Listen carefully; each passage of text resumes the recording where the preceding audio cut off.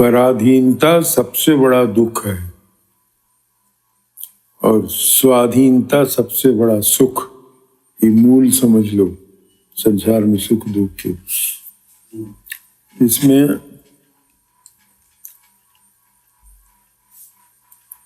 हम जब तक पराधीन रहेंगे, पराधीन का मतलब यह है कि हम अपनी इच्छा के अनुसार नहीं करते, दूसरे किसी की इच्छा से बाध्य होकर करना पड़ता है। सबसे बड़ी पराधीनता हमारे जीवन में है इंद्रियों की दासता से। चटोरापन, किसी को बहुत अच्छा लगता है जीवन में दुनिया भर की चीज खाओ, और भगवान ने सुविधा भी कर दी है तो खाओ। मनुष्य का जीवन पशु के समान तो नहीं हो सकता है। चटोरेपन में सब खाएगा तो वो बीमार होगा। डॉक्टर आके उसको बोले ये मत खाओ वो मत खाओ। तो सरल शब्दों में जो अपनी इंद्रियों का दास है वो संसार में सबसे दुखी है, और जो अपनी इंद्रियों का स्वामी है वो संसार में सबसे सुखी है। इसका तात्पर्य ये है कि हमारी आत्मा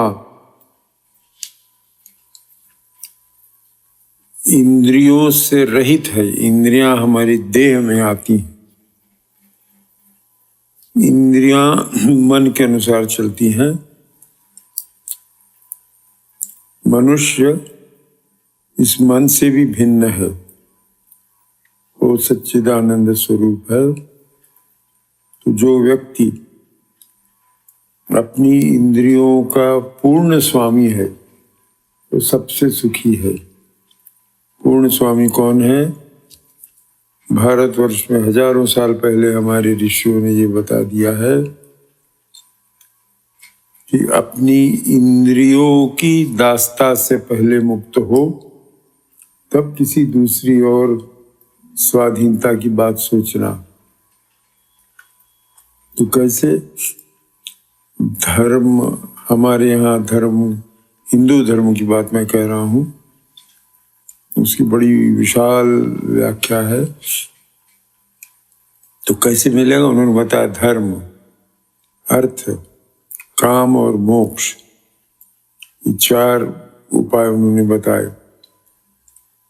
तो धर्म तुम्हारे गुरु ने जो तुमको बताया है और शास्त्रों ने जो बताया है वही तुम्हारा धर्म है।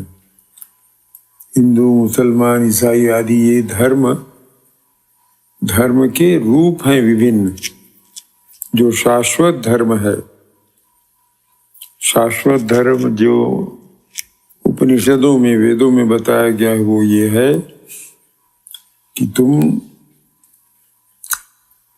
मनोबुद्धि अहंकार चित्तानि नाहम न च श्रोत जिह्वे न च घ्राण नेत्रे चिदानंद रूप शिवोहम शिवोहम। मैं शरीर नहीं हूँ, मन नहीं हूँ, बुद्धि नहीं हूँ। सरल शब्दों में इस शरीर के भीतर जो चैतन्य शक्ति है वही मेरा स्वरूप है, वही आत्मा है। और आत्मा कैसा है? सत, कभी उसका अभाव नहीं हुआ, अनंत और अनादि है। तो कोई कब से आत्मा है कोई पूछ नहीं सकता, उसका उत्तर भी नहीं। कब तक रहेगा कोई उत्तर नहीं, क्योंकि अनादि और अनंत है। इस अनादि अनंत आत्मा की अनुभूति का सबसे श्रेष्ठ साधन है मानव देह।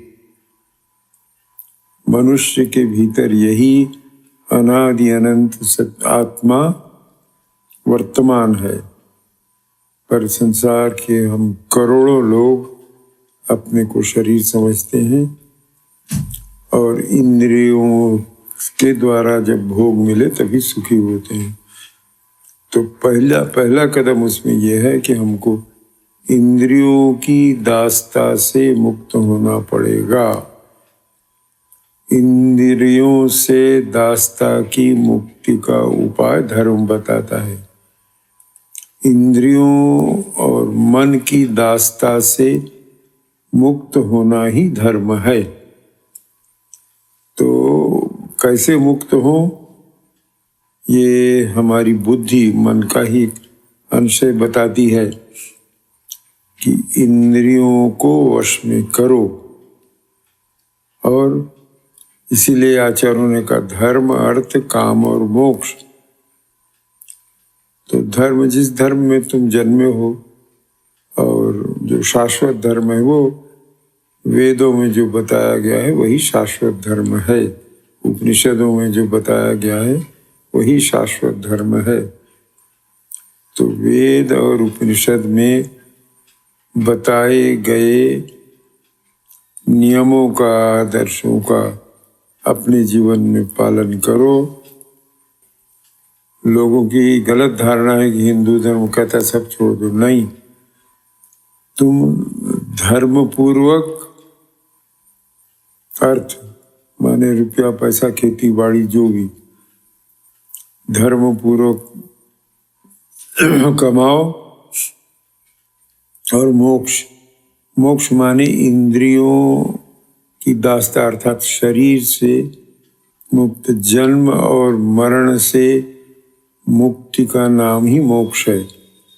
कि हमारा और कभी जन्म नहीं होगा और जन्मेंगे नहीं तो मरण भी नहीं होगा। तो ये केवल मानव देह में ही संभव है। देवता लोग भी मुक्त नहीं हो सकते। देवताओं को भी मुक्त होने के लिए मानव शरीर धारण करना पड़ता है।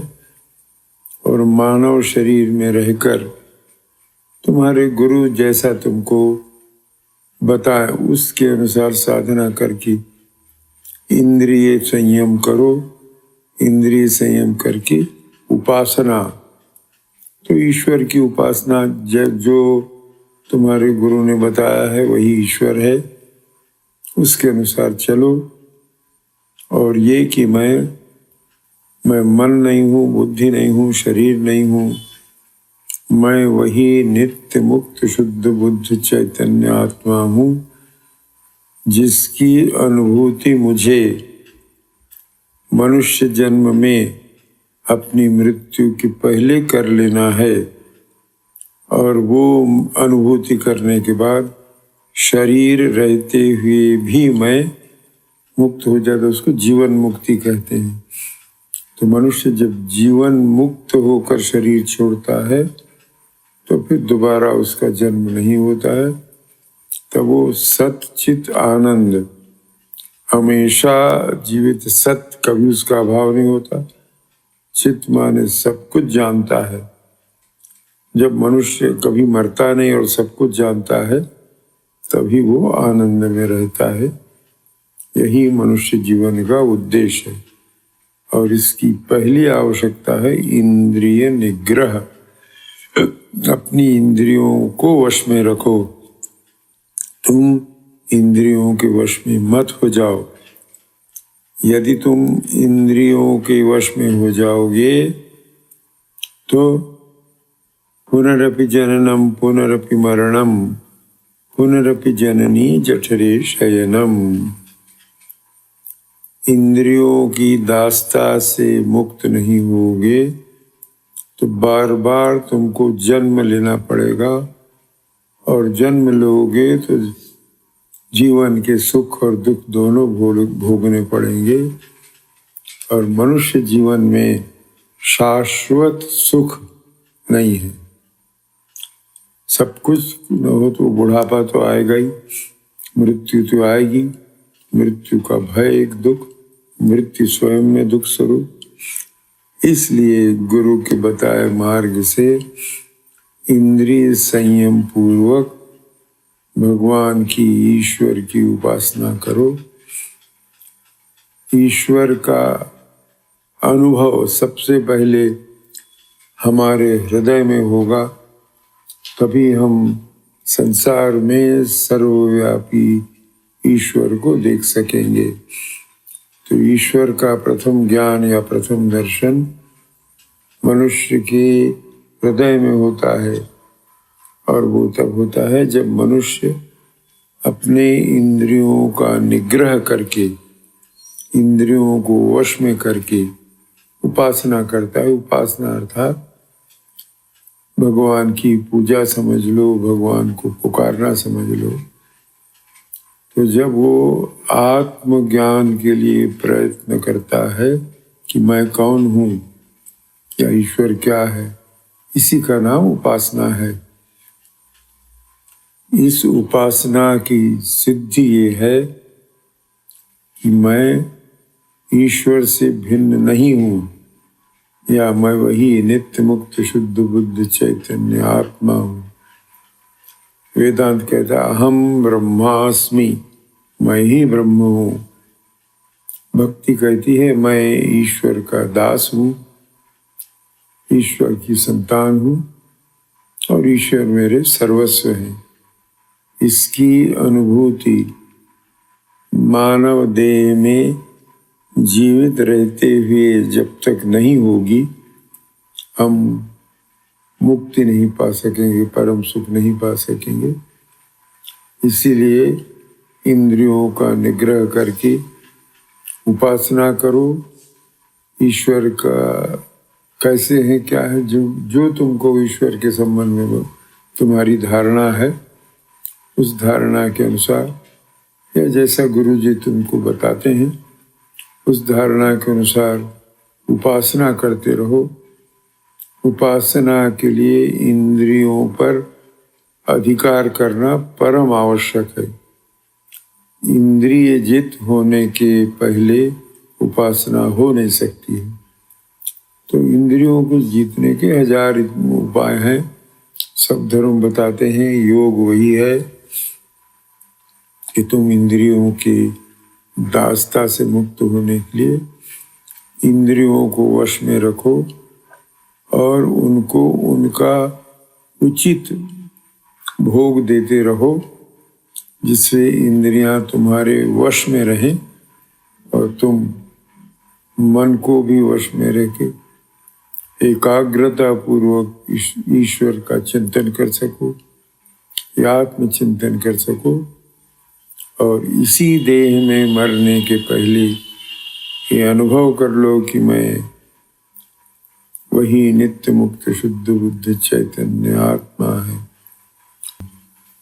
सभी धर्मों का भैया यही सार है, इसलिए उसी का आश्रय लेकर संतुलित जीवन व्यतीत करो। उसमें संसार बाधक नहीं है। संसार बाधक है जब हम संसार की या इंद्रियों की दासता करने लगते, इंद्रियों के दास हो जाते हैं, तो ये संसार एक दिन हमारे लिए महान दुख का स्थान हो जाता है। और जो व्यक्ति इंद्रियों की दासता से मुक्त हो गया है, यही संसार उसके लिए मोक्ष का मार्ग बन जाता है। अपने कर्तव्यों को करते हुए, संसार के धर्म का पालन करते हुए, संसार की में रहते हुए वो जीवन मुक्त हो जाता है।